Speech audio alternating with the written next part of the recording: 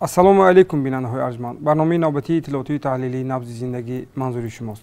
این برنامه است که در همکاری با استانسیه‌های تلویزیونی مستقل تاجیکستان تهیه می شود و هر یک برنامه به یک موضوع بخشیده خواهد شد.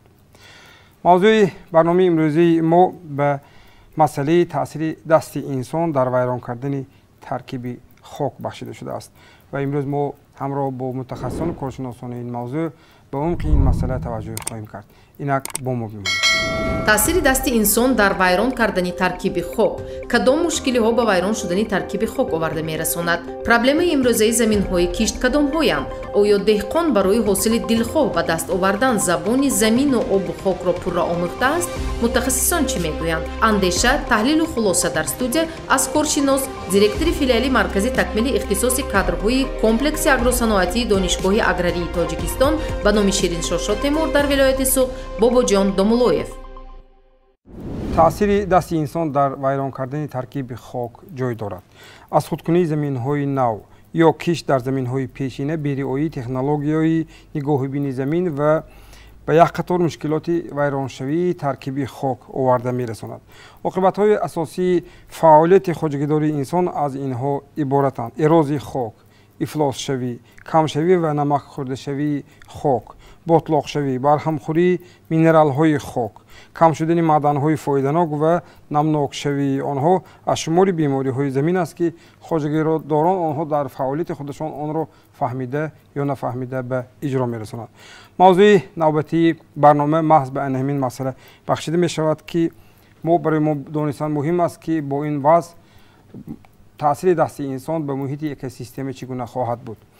گزارش نخستین برنامه از ناحیه واسه ولایت ختلان است. همکاری ما از تلویزیون موج آزاد ناحیه واسه خواجه نظریف و نواربردارشان خدا نظر ظهروف در این مورد یک گزارش تهیه کردند. در خط علاقه خواجه نظریف هستند. سلام علیکم، مرحمت، سخن به شما.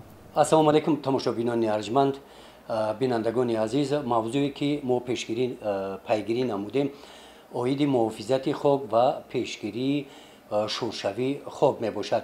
گزارش ما را عاید همین موضوع تماشا کنید. خاک این زمین شور زمین است. همگی یک چند سال پیش باطلاقزار بود. اینجا غیر از خمیش و آب سبزه ها دیگر چیزی نمی روید. خاک این چخیل میگیم یکان حاصل سبز نمیکرد غیری از خور، گاز، همین چیزای شور. ساکن ناحیه واسه سفرعلی چلیف میگوید که برای به زمین کیش تبدیل دادن این زمین شورزار اولی سالهای 90 عصر گذشته کمر بسته است. مدت 30 سال باز همینجا مهنت میکند. در این مدت او توانست مساحت 2 هکتار زمین باطلاقزار را به زمین کارم تبدیل دهد. زمین مذکور که ما استودیم همینجا بودرینگ بروقتی بود. 801 زمین ای 801 زمین انم 801 زمین 8137 سومون با ما فایده آورد. بینید که قریب که از هر 101 1000 سومون ما به دست آوردم. این در نتیجه چیه؟ در نتیجه پوشیدن نیروهای فسفوری، نیروهای پروی گاو، پروی گوسفند، در نتیجه شدگوری حلال کردن، در نتیجه بعداً تکنولوژی هر یک رستن را رویا کردن، تربیتش رویا کردن، ما به همین چه رسیدم. با گذشت سالها خاک زمین تغییر یافت. با وجود آن برای بازهم حاصل شدن خاک امک سفرعلی با زمین غذاهای درکاری را سری وقت تامین می‌سازد. در این قطعه زمین بعد انجام دادن شودگار و گذراندن دیگر تدبیرهای ضروری برای باقوت شدن خاک زمین با آن نوری‌های مینرالی می‌دهد. بعد انجام این تدبیرها در کشت تیرماهی مقصد دارد که تخم پیاز کارد. ما گفتگو کردیم که در همین زمین‌ها چی می‌شود، آهسته آموخته کردیم، سر کردیم از چیزهای کلان، پس که تربوز شوری را کمتر دوست می‌دارد. ما اول تربوز می‌کردیم برای فربه کردن استرکتور خاک، یعنی زیاد کردن خبت حاصلناکی بالای خاک. ما 2 کار را انجام دادیم. اولا از سوپرفاسفات‌ها اگرامیکس نام دارد استفاده بردیم. در هر یک سوتیخ 2-3 کیلو پوشیده. بعد از او با نیروی ارگانیک پروی گوسفند باز پوشاندیم. خب انا بعدا جویک میکشیم. در اینجا 2 سوتیخ پیاز میشود و باقی مانده نیت داریم که سیر پیاز کنیم. این سال بعد کارکرد خاک این زمین 1 هکتار مراتب اول پخته کش کرده است. با همین قدر فراوانی حاصل زمین 2 مرتبه حاصلش را چیده است. نتیجه مهنت زیاد ما حوض ترکیب خاک قریب که تازه کردم. اینجا بسیار شوره بود. من 3-4 سال روی هم شالی کردم. شالی نیز یکی از عامل‌های شستن شوره خاک میباشد. نه تا این دم آهسته آهسته اومده از پارسال نیت کردیم که شما شاهد بودید نیت کردیم که در همینجا من پنبه‌دانه میکارم. روزی در چینیش یکم دیم 15 سنتری از هر گکتاری ما به دست آوردم. سفرعلی چیلایف به قدر زمین رسیده هر یک وجب آن را ثمرانک استفاده میبرد و میگوید که برای سیر حاصل شدن خاک از اصول کشتگردان استفاده مینماید. در یک قطعه زمین اگر یک محصول رو دائما کردید و الک آهسته آهسته رفته از حاصل ناکی میماند، حاصل ناکی پست میشود. بنابر سبب چه گفتیم یک از عامل‌های بلند کردن حاصل این کشتگردان است. شما شاهد حال بدین پر در اینجا کارتوشکا بود. این امسال الک ما سبزی و پیاز و سیر پیاز عوض کردم. با میبینم با آینده با جای عوض میکنم. در سمت استفاده درست خاک و پیشگیری شورشوی اون استفاده تجربه نورخان عظیموف از دهات توگرک ناحیه ایواسی هم باعث دستگیری است. اما که نورخان در این سمت استفاده پاروهای محلی را سری وقتی میداند. نوری‌های مینرالی ضرر نمیکنه. نوری‌های مینرالی خدمتش از اون عبارت است که همین خاک نمناک میکنه و ریشه همون درون غذاش میکوه میوه. این پرو باشه این از سبب که طبیعی است خودش زمین ملایم میکنه ریشه حرکت کرده میروه. در ناحیه ایواسی مثل امک سفرعلی و نورخان نه همه به قدر زمین میرسند. در بخش محافظت محیط زیست ناحیه ایواسی معلومات‌های سال گذشته را با ما پیشنهاد کردند. امسالش به قید گرفته نشده است. یکی از سمت‌های اساسی تنزلیابی زمین‌ها این بطلاق شوی، شورشوی و با اروز دچار شدن زمین‌ها به حساب می‌رود. از روی حسابات‌های بالانس کمیته زمینی ناحیه ایواسی ما دسترس کردیم در سال 2020 با مقداری 40 گکتار زمین‌های شور شده، 145 گکتار زمین‌های بطلاق شده و 96 گکتار زمین‌های با اروزیا دچار شده با قید گرفته شده است که جمعیمون 280 گکتار زمین‌های تنزل یافته را تشکیل می‌کند. عاملش چیه که به همین درجه رسیده؟ عامل اساسی فرض کردیم شورشوی زمین‌ها از حساب بسیارتر در قطعه‌های زمین‌هایی که مثلا ناحیه واسه کارخانه‌های کارکردی نمک 4-5 کارخانه کارکردی نمک موجود میباشد. مثلا در جماعت توگرک، جماعت خدایار رجبوف، بعد جماعت رودکی نیز پساب نمک ها بسیارتر به آب میرود که باعث شورشوی زمین های کورام میگردد. از همین حساب شورشوی زمین های کورام به حساب پساب نمک هایی که جاری میشه و به کانال ها میرود. آن با سبب دیگری مثل زخشوی زمین ها این در سری وقت تازه نکردن کانال های بین زمین های خواجگی هست که ناحیه وسیعه که ناحیه آسیب پذیره در فصل بهار دو تا دریای کلان با خیلی ناحیه وسیعه میگذره، دریای یاخسو، دریای سرخاب، قزلسو که باعثی اروز شدن بسیاری زمین ها آدم حساب میشود. هنگامی سیل‌های بهاری مثل زمین‌های نزد ساحلی خواجگی دیخانه که نزد ساحلی دریای یاخسو و دریای سرخاب واقع می‌باشند، اما اسباب شستشوی زمین‌ها به اروز دچار میشن.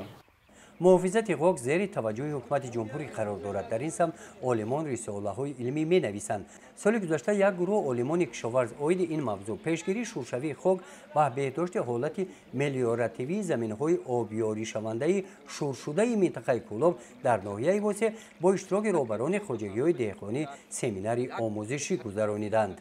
اساسی فراوانی حاصل سرچشمه می‌گیرد از کارهای چاله‌بینی اگروتکنیکی که در دوام تیرماه و زمستان اگر که کشاورزان و زمین استفاده برندگان سر وقت چنین کارها را به انجام رسانند باعث فراوانی و حاصل خوب و صفت آن حاصلی که از در دوام سالی که آینده می شود البته مساعدت می‌کند.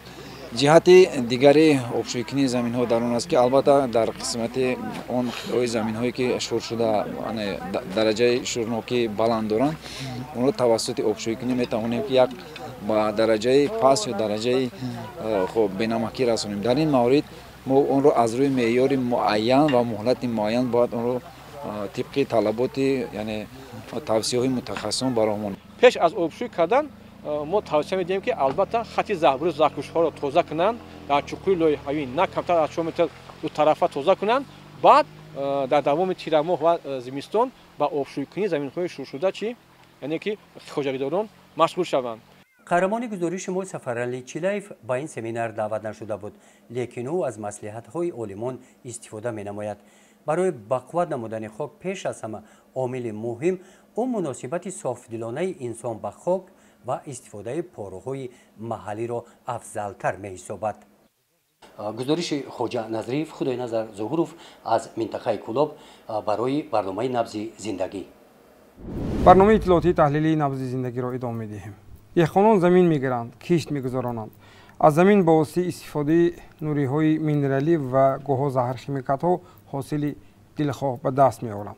ما درباره تاثیر زهر خیمیکات‌ها به صفت محصولات و همچنین به سلامتی انسان یک برنامه از این پیش تهیه کرده بودیم. اکنون می‌خواهیم که درباره مشکلات امروزی زمین‌های کشتمان سخن کنیم. مثال دهقانان می‌گویند که در زمینی که مثلا پیاز کشته شد در سال آینده باید در جای آن دیگر گوییم کشت گذرانده شود. بر مثال رشقه یا خود ما میگوییم یونشقه که ترکیب خاک در یک مرحله بی‌قوت می شود و این نمودی کشت ترکیب خاک را قوت می بخشد. این یک مثال عادی است. در حسابات شعبه و ریاست‌های کشاورزی اصطلاحی از گردش کشاورزی بازماندن جای دارد. این معنای آن را دارد که همان سال یا موسم در آن قطعه زمین کشت گذرانیده نشد. سبب این حالت مشکلات آن قطعه زمین و دیگر بیماری هایی که در بالا ذکرش رفت. در ولایت سوخت وضع این حالت چگونه است؟ همکاری ما افضل بوسالیف از تلویزیون آزیا در این مورد گزارشی تهیه کرده است که همراه این لحظه تماشا میکنیم. مرحمت افضل، سخن به شما. یکی از عامل‌های گرفتن حاصل بلند این بهتر کردن حالت ملارتیوی و یا بهداشتی زمین محسوب می‌یابد. بنا به گفته مسئولین حالا در ولایت سوخت بیش از 27000 گکتار زمین‌های موجودند که نیاز به بهتر کردن حالت ملارتیوی دارند. طوری که اطلاع داده شد وابسته به این قرار حکومت جمهوری تاجیکستان به تصویب رسیده از روی نقشه همه ساله به مبلغ 5 میلیون سومانی حالت 5000 گکتار چنین زمین‌ها بهتر می‌گردد. این سال در 8 ماه سال جاری در مقیاس ولایت در شهر نویای ولایت قریب 4000 گکتار زمین‌های کشاورزی حالت ملارتیوی آنها بهتر کرده شد که برای این قریب 39 میلیون سومانی مبلغ روانه کرده شد. بنا به اطلاع اداره کمیته زمین ولایت سوخت دوام سال 2021 و تا امروز 1150 گکتار زمین‌های نو از خود کرده شدند، اما سال گذشته 1637 گکتار زمین از جمله 1371 گکتار زمین‌های کارمی آبی از گردش کشاورزی باز ماندند. در برابر این در ولایت 4150 گکتار زمین‌های بوئیر موجود میباشند، یعنی این زمین‌های به شمار میروند که سالهای پیش استفاده شده عین زمان از گردش کشاورزی باز ماندند. تا امروز باشد زیاده از 104 گکتاری آن از خود کرده شده است. طوری که قید گردید اساساً این زمین ها از حساب نارسایی آبی پالیزی از گردش بیرون ماندند. البته در مو سبب بهانه ها بسیارند. مقدار کمی زمین هایی که از گردش کشاورزی بیرون ماندند از سبب غیر قناعت بودن خواجگیداری، لیکن اساساً از سبب نرسیدن آب پالیزی. اگر آب پالیزی موجود باشد حاضر من باورم است که یگان وجب زمین در مقیاس ولایت شهر ناحیه خالی نمیماند. چنانه که مسئولین ابراز می‌دارند مناسبتی درست به زمین برای بهداشتی و حاصلخیزی آن و بلند برداشتن محصولناکی مساعدت کرده آن را از ایرازی شدن امین نگه می‌دارد. اگر همون زراعت ما معیار معین آب برای پخته دیگه، برای شالی دیگه، برای پیاز دیگه همون معیار آبی که با اون از روی منین عالما معین کردن همون آب دادن نکن. دویمش این البته این اجرایش اگرتکنیک است. البته از شودگار سر کرده شما زمینه گرفتنی حاصلی خوب میگذارید. متخصصان میگویند که گذراندن کارهای اگرتکنیکی وابسته به نوع و نمودهای زمین، کش نمودن زراعت و پالیزی، آبیاری درست، بنیاد خطهای محافظتی جنگل، استفاده پاری محلی و خاک بیگانه میتواند که تا 20% حاصلناکی زمین را بلند بردارد. پاری محلی این یکم سترکتور خاک خوب میکند. دوم نامی نگاه می‌دارد. وقتی که سال بحرانگری میشد، همون اون زمینایی که مثال سیمن یا گچشان زیاد همین خلاقش نمی‌بندد. که این فایدهش کلان. اگر طبق خلاصی عالمان متخصصان سوغه اگر در یک تن پاری محلی اگر سرگینی مول کلان شاخدار گوی حساب کنیم گرد یک تنشو 5 کیلو آزوت توزه تا 4 کیلو کالی و تا 39 کیلوگرم فسفر است.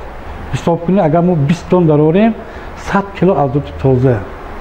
اگر ما تحلیل کنیم برای 100 کیلو آزوت توزه این 300 کیلوگرم مثلا هم تو آزاد درکار اگر 34% باشد یا اینکه 250 کیلوگرم مچوین درکار در حالی که این 40% اگر باشد. اگر مورد ذکر است که تأمین امنیتی اوضاع‌قواری مملکت یکی از هدف‌های استراتژی حکومت کشور محسوب یافته، گرفتن 2/3 حاصل از یک زمین پیوسته تاکید می‌گردد. به نظر کارشناسان به دست آوردن حاصل دلخواه این پیش از همه به حالت بهداشتی زمین و آبیاری آن وابستگی عمیق داشته، در صورت رعایت نکردن آن گرفتن حاصل بلند غیر امکان است. گزارش افضل بوسلیف، روشن طاهرов، آزیا. بیننده های ارجمند، شما برنامه اطلاعاتی و تحلیلی نبض زندگی را تماشا کرده ایستادید و موضوع صحبتی ما خاک و نگاه داشتی وضع آن می باشد. تاثیر دستی انسان به ترکیب خاک معلوم است، اما در برابر همین دیگر عامل های هستند که بیوسته به دیگرگون شوی ترکیب خاک یا خود بیکار شوی ترکیب خاک آورده می رساند که این عامل های طبیعی می باشد. مثال آن بازخورده شوی خاک می باشد.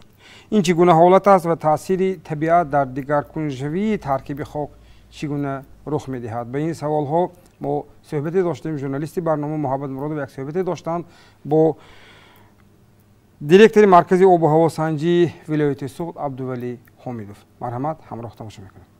اولین مشکلی که به ترکیب ویرانی خاک آورده میرساند این محیط زیستی باد و هوا می باشد که این فضای اتمسفر می باشد که همه چنگ و غبارهایی که در خودی فضای هوا هست است، این مقدار اون چنگایی که از طرف پوستین یا که از طرف بحر ارال به وادی فرغانه وارد می شود، این همون چنگ و غبارهایی که می باشد که در ترکیبش هر خیل نمک ها دارد، نمک های خیمیایی که دارد که در ترکیب هوا حل نمیشن، این در خاک شیشته ترکیب خاک را ویران می کنند. حاضر اگر که گیریم اگر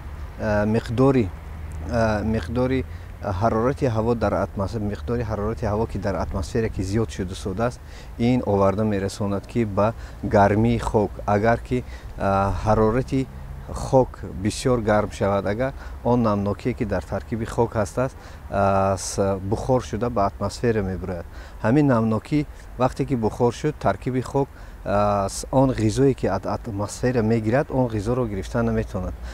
به همین حساب بسیاری زمین ها از حساب همین به حاصل میمونند. بسیاری زمین هایی که کورم هستند که نرسیدن آب زیر زمینی یا که نرسیدن نمناکی باعث میگردد عاقبت آوردن همین به خالی شدن زمین ها و ندادن حاصل زراعت های کشاورزی. یکی از بیماری های هست است که ایروزیا می شود، ایروزی خاک میگن. این ایروزیا بسیاری نمودهای همان نمک‌هایی که در ترکیب خاک الدرش می شود از حساب همونها را می شود، از حساب همونها را گفته ایروزیا می شود. بعد از همان حساب حاصل خیزی همون خاک کم می شود. در دوره شوروی اگر که شما بینید اگر در زمین های کشت چقدر اهمیت عالی درجه میدادن که اویدی گرفتن حاصلاتی که از زمین میگیرن کارکرد کنن خاک را، بعد همون زراعتی کشاورزیشون رو کارن. از حاض عین زمان اگر که گرفته بروید اگر همه خواجگی دهقانی شده تقسیم کرده دادگی همون وی کارکرد خاک رو درست استفاده نبرده سودیان که همین حاصلی ساز به دست گیرند. چه خیلی کار کردن خوک این همش وابسته از متخصص از اگرونوم ها وابسته که اگر بینید که اگر که در دوره شوروی در یک کلخوز قریب تا 50 تا 60 اگرونوم کار میکرد که همه اگرونوم ها سویت خودشون میدادن که اویدی مثلا اگرار نیچست یا که چی کاریدن زمین چخیل همین زمین رو چخیل کار کردنش همش همون متخصص ها اگرونوم ها میفهموندن. اکنون از شرایط ما باشد ما متخصصی بود هواسنجی ما فقط همه قشی میدونیم که مقدار آن گازهایی که آن مثلا مقدار آن دودهایی که در اتمسفر هست است آن گازهایی که در اتمسفر هست است اینا در ترکیب خاک میشیند وقتی در بالای خاک اون مقداری آن گازهای و مقداری آن نمکهایی که از اتمسفر وارد میشیند اینا باید که آبمونی کنن کار کنن و ترکیب نمناکی خاک زیاد کنن. وقتی که ترکیب نمناکی خاک که زیاد شد میتوند که اون خاک بعد آن زمین حاصل خیزد. بسیاری وقتا بینید که اگر از اقدامات بسیار خوب گرفتگی که در تلویزیون‌ها هم نشون میدهد بسیار زمینای کشت آبمونی یا خوابمونی میکنن یا خوابمونی میکنن. همون یا خوابمونی برای چی میکنن؟ همون یا خوابمونی برای چی میکنن که هم مقداری همون نمک‌هایی که در ترکیب خاک هست شوشته شود هم نمناکی خاک زیادتر شود که اوید این بعد کشتی که میکنن حاصل خوب دهد. برای که مثلا حاصل خوب دهد برای دهقان سواد کافی لازم است که همون خاکش گرفته مثلا از تشخیص گذراند. این ممکن است؟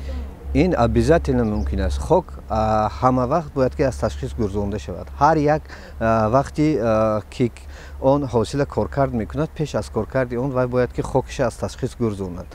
در خودی ولایت هست این خیلی جاها که برای تشخیص گذراندن خاکی خاک تشخیص میگذراند میبیند ترکیب خاک با کدام نمودی خیمیکات ها هست است. وقتی گذراندن تشخیص بسیاری در لابراتوری ما هم یک وقتا بود این کارها که تشخیص میگذراند برده خاک خاک را با آب دیستیلات تر کرده شوشته بعد مقداری وی را انالیز کرده که بعد میبیند که کدام مقداری نمودی ترکیبش به نمودهای الیمنت های شیمیایی هست. این سوینس، خروم، خلور دیگر نمودی که پارامتری که در سیستم مندلیف هست همین وی را باید بیند و همین وی با زبان روسی گوییم اگر پدیکا دارد پریدل دستوپنی نورما میگوید همین پدیکا اگه از پدیکا بلند و پست باشد اگر بعد از لابراتوری از تشخیصگاه خودی همون سرداری تشخیصگاه یا که دیگر کارکنان تشخیصگاه وای بعد میتیان که این خاکتا کار کن شو یا که آبمونی کن گفته پیشنهاد میکنه.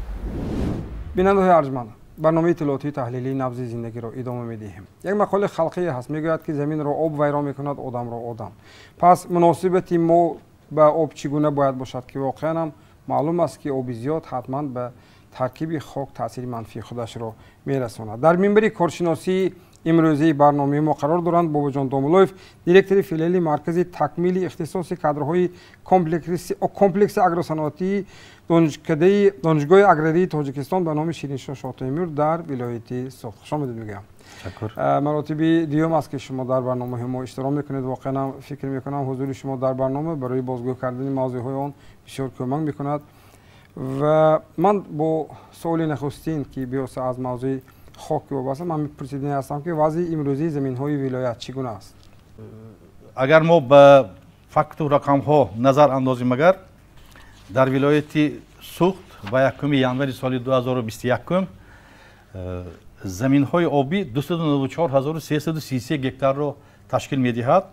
از آن زمینی کارم 231,600 زمینی کارمی آبی 168,497 گکتار درختانی بسیار ساله 79,073 گکتار از این 65,371 گکتارش باغ میدان 11,249 گکتارش تاگزار.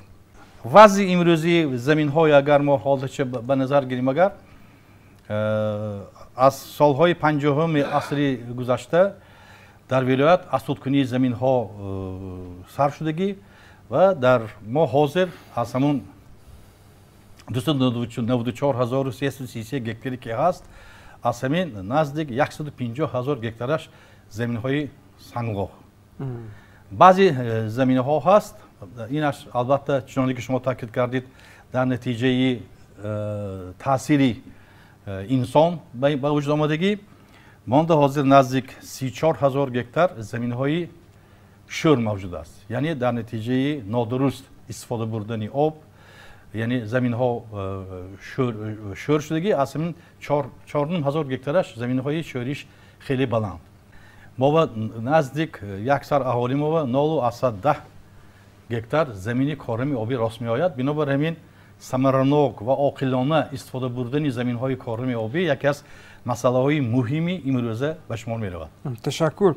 ва як қисми ин масъаларо гуфтед ки имрӯз масалан деҳқонони мо дар истифодаи замин то кадом андоза масалан бо маслиҳатона кор мекунанд. хотирам ҳаст ки шумо гуфта будед дар як барнома ки мо бо деҳқонон корбарӣ дорем, ба онҳо маслиҳат медиҳем ва онҳо то кадом андоза барои бо ҳамин гӯем дархост ба шумо муроҷиат мекунанд ки масалан барои нигоҳдошти замин. маълум аст ки имрӯз деҳқон аз заминаш манфиат дида шудааст, фоида дида шудааст, кишт карда дар кишти ӯ озод аст. аммо дар баробари ҳамин як коре кунад ки барои соли оянда низ он заминаш кишт диҳаду масалан гӯем хоҳишҳои гӯем мақсадҳои иқтисодии ӯро низ бароварда карда бошад. онҳо то кадом андоза фаъол ҳастанд воқеан? албатта солҳои охир хоҷигиҳои деҳқонӣ ман ина таъкид карда ҳастам ки ҳозир дар вилоят зиёда аз 70 000 адад хоҷигиҳои деҳқонӣ фаъолият мекунанд. солҳои охир сарриёсати кишоварзии вилоят, мақомоти иҷрои ҳокими давлатии вилоят дар фасли зимистон дарсҳои бозомӯзӣ нисбати оқилона истифода бурдани замин, истифодаи усулҳои инноватсионии парвариши зироатҳо бурда истодем ва нишонаи он аст ки сол аз сол мо ҳосилнокии зироатҳоро баландбардошт истодем. Лекин ҳозирам агар мо тахмин кунем агар дар соҳаи пахтакорӣ агар ноҳияи Мачо соли гузашта 19 центнер пахта рӯёнда бошад, агар ноҳияи Ашт 31,1 центнер. Яъне фарқият байни ҳосилнокӣ хеле зиёд.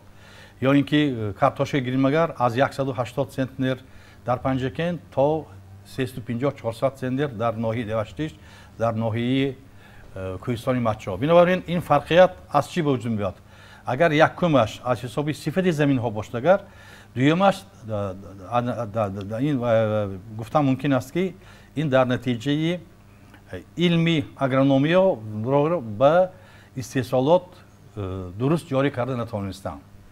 бинобар ҳамин ин омилҳо ҳаст. бинобар ҳамин мо ҳозир кӯшиш каросим, ҳаракат каросим ки ҳамин вазифа гузошт шудааст. мана ҳозир имсол агар мо нишондонҳои бенем агар солҳои пеш ҳосилнокии ғалламо аз 35 центнер аз заминҳои корами обӣ буд. имсол аллакай 45 центнер мувофиқи вилоят баромад. ин албатта нишондиҳандаҳои хеле калон. ин таъсири он аст ки он супоришҳое ки аз тарафи ҳукумати ҷумҳурии Тоҷикистон мешавад, он супоришҳои мақомоти иҷрои ҳокими давлатии вилоятамон талаб мекунанд аз деҳқонон бо роҳи истифода бурдани агротехникаи пешқадам мо ҳамин қадамҳои монда истодем. солҳои наздик бояд ки мо ин корҳоро бисёр васеъ истифода барем. ташаккур. ва як суоли навбатии ман, кадом омили зарур аст ки ҳолати замин хуб нигоҳ дошта шавад дар шароити имрӯз? албатта барои беҳтар нигоҳ доштани ҳосилхезии замин омилҳо хеле зиёд. фарз кардем мана агар мана ҳозир шумо дар бораи пиёз сухан рондед, якум омиле ки барои мо ҳосилхезии табиии замина барқарор кунем, ин ҷорӣ намудани кишгардон. вақте ки мо 3 сол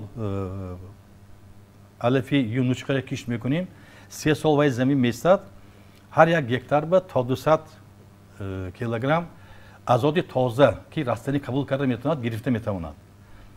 ва 3 сол ки замин бо ҳамин кишгардон банд шуд, замин қобилияти ҳосилхезии худаша аз нав барқарор мекунад. мо оянда ба истифодабурии нуриам якум сол ба дуюм сол ба қариб 50% ва якум сол агар 70% кам кунем, агар дуюм сол то 50% мо нуриҳои истифодаи нуриҳои минералӣ кам мекунем.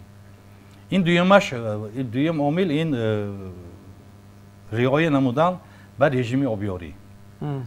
чунки агар мо ба режими обёрӣ риоя накунем, агар вақте ки оба мо калон мекушоиму мемонем, эрози хок ба амал мебарад. элементҳое ки барои ҳосил зарур оби калон шушта меворад. Бинобар ҳамин монда меъёрҳо ҳаст. олими намоёни тоҷикистон домолоҷонов ин масъала бисёр кор кардагӣ кадом зироат ба мо чанд куб об додамо дар кор ҳосили баланд мегирем ҳаст. Бинобар ҳамин деҳқонон ҳамин истифодаи оббаям диққати махсус доданд дар кор. Магар пахтаваям оба мӯл мондагар пахта ҳосилнокиш паст мешавад. Бинобар ҳамин ҳамин вақтҳои зарури ва чуноне ки агротехника парвариши пахта агар мо мисол гирем агар мо ҳаракат кардем дар кор ки оби захиравӣ монда пахтая худеша сабзондирем дар кор бе оби иловагӣ. баъд аз ин вақте ки массави гул мекунад дуюм об монданем дар кор вобаста шароит ба. Агар мо ҳамин риоя кунем агар мо чо мекунем ҳам шусташавии хока паст мекунем ҳам ҳосилнокии замина зиёд мекунем. Хай сеюм масъалаҳое ки омилҳое ки ҳаст ин албатта мо бояд ҳамун заҳр химикатҳои бисёр эҳтиёткорона истифода бурдем дар кор. ҳозир монда мана солҳои охир мағозаҳо кушода шуданд. ин мағозаҳо нуриҳои заҳрдоруҳое ки ташкилотҳои бештарини дунё истеҳсол карданд ва ба муҳит таъсири кам мерасонад. инҷа мана нексигол коркарос сароб коркарос агар ҳамин заҳрдоруҳоям истифода барем агар мо барои ҳосилхезии замин як ҳисси арзанда мегузорем. ташаккур. як суоли ҷамъосӣ ман дар мавриди як нуктаи инҷа қайд кардед, як рақам овардед. гуфтед ки дар вилояти суғд зиёда аз 70,000 адад хоҷагии деҳқонӣ амал мекунад. яъне ҳамаи ҳамун 70,000 адад хоҷагии деҳқонӣ соҳиби замин аст. яке масалан 10 гектар, дигаре то 100 гектар, дигаре масалан шояд 3-4 гектар, аммо хоҷагии деҳқонӣ аст. ва масалан зарурати фаъолият доштани агроном ақаллан дар ягон гӯем ҳудуди шояд 10 хоҷагӣ, як агроном, ҳамин гуна зарурати будани ҳамин гуна мутахассисоне ки бевосита барои роҳбари хоҷагӣ як воқеан маслиҳатгару кӯмакрасони воқеӣ бошад. чун мақсад даромад гирифтан, мақсад ҳосил гирифтан. гузашта аз ин масалан худи президенти кишвар муҳтарам эмомалӣ раҳмон бисёр таъкид мекунад дар мавриди аз як замин дусия ҳосил гирифтан. яъне дар ҳамин мавридҳо будани ҳамин агрономҳо шарти зарурӣ аст. ҳамин масъаларо шумо чӣ гуна гӯем роҳи ҳаллашро мебинед? албатта вақте ки мо бояд ислоҳоти иқтисодии соҳаи кишоварзиро мегузарондем мо боядем ки инфрасохтори соҳаи кишоварзӣ бунёд кардан мо зарур буд. новобаста аз он ки ин қарор ин қадарам ба пуррагӣ иҷро шудагиш не, лекин мо дар вилояти суғд кӯшиш кардем ки дар ҳар як деҳа маркази маслиҳатдиҳӣ барои деҳқонон таъсис диҳем. ҳозир монда зиёда аз 150 адад ҳамин номаш чӣ буд? нуқтаҳои маслиҳатдиҳӣ амал мекунад. ба ғайр аз ин ташкилотҳои ғайридавлатӣ ба монанди нексигол бисёр фаъолияти хуб дорад. сароб бисёр наздик то 25,000 гектар заминҳои корами обӣ ва парвариши зироатҳо ва бисёр хизмати калон кард. аз хориҷа тухмиҳои пахта, тухмиҳои ҷивори макка дигар оварда деҳқонои дастрас кард. ман чуноне ки гуфтам агар мо илми агрономия истеҳсолоти кишоварзии ҷорӣ накунем агар пешбурди соҳа бисёр мумкин. мисол деҳқоноимон мана ҳамин сол ман рафта дар ноҳияи спитамен будам. вақте ки бо деҳқоно гавзон кардам пахтава фақат яктарафа ғизо додагӣ, фақат нуриҳои азотӣ. ҳолон ки мо бояд вақте ки барои амин агар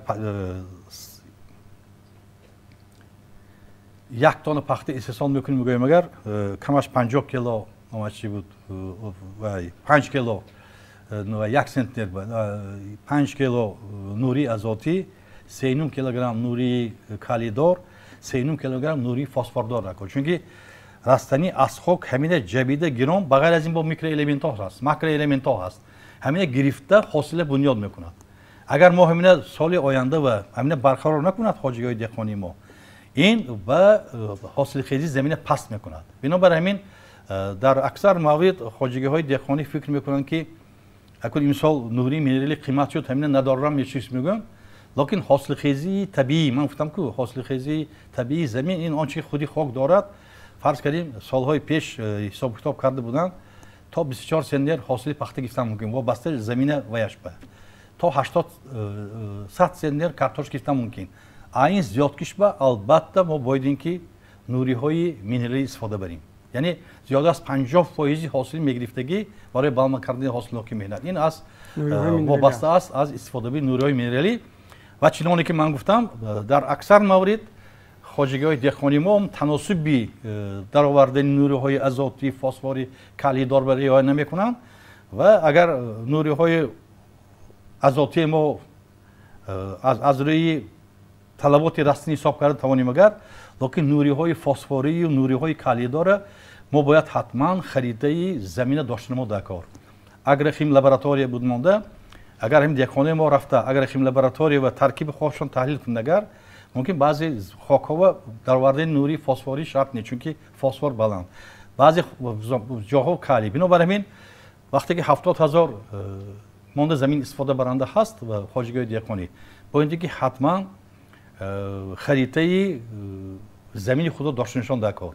وقتی اگر ما این دور نگرد چون که وقتی که گوموسش بلند باشه اگر ما میتوانیم استفاده برای نوری آزاتی کم کنیم. بیکار دورون میداریم و روی پروگرامی که ما چقدر بگیریم همون موقع کار میکنیم. بنابراین از فرصت رسیده است. من امروز مسئله که شما برداشته استفاده درباره بلند کردن حاصل خیزی زمین از طرف دهقانان ویران نکردن زمین این همش با علمی اگرونومی وابستگی خیلی کلان دارد. این به سرریاستی کشاورزی، ریاست‌های کشاورزی شهر نایها سالهای آخر بسیار کار کردیم با کار میکنیم.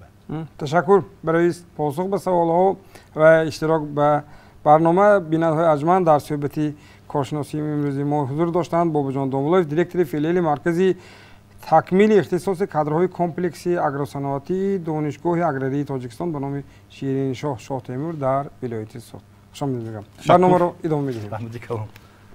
بیننده‌های ارجمند امروز با حضور کارشناسان و متخصصان ما همراه شما موضوع محافظت ترکیب خاک را بحث و بررسی نمودیم. حالت خاک به سلامتی انسان تاثیر جدی دارد. این البته موضوع دیگری مهم است که با مسئله اقلیم و محیط زیستی ارتباط میگیرد، اما تاثیر دست انسان به محیط زیستش مخصوصا زیر پایش که خاک می باشد بسیار کلان است. تاجیکستان زمین های کارمی زیاد ندارد، اما می تواند با استفاده عاقلانه زمین در یک سال 2-3 مرتبه در یک موسم از آن حاصل گرفته باشد. وقتی فهمیدیم که زمین ما را میخوراند و میپوشاند حتما مناسبت ما به زمین عاقلانه خواهد بود. این برنامه اطلاعاتی تحلیلی نبض زندگی بود. خیر تا برنامه‌های نوبتی. سلامت و سربلند باشید. оризаҳои постковидӣ covid-19 таъсири худро ба саломатии инсон гузошт. синдроми баъди ковидро одам аз сар гузаронида истодааст. муроҷиат ба табибон зиёд шудааст. тавсияи духтурон чӣ гуна хоҳад буд? чаро одамон бештар ба истеъмоли витаминҳо рӯй оварданд? тибби халқӣ барои барқароршавии организм ва баланд шудани масунияти одам мусоидат карда метавонад? ин мавзӯи навбатӣ барои барномаи иттилоотии таҳлилии набзи зиндагӣ аст.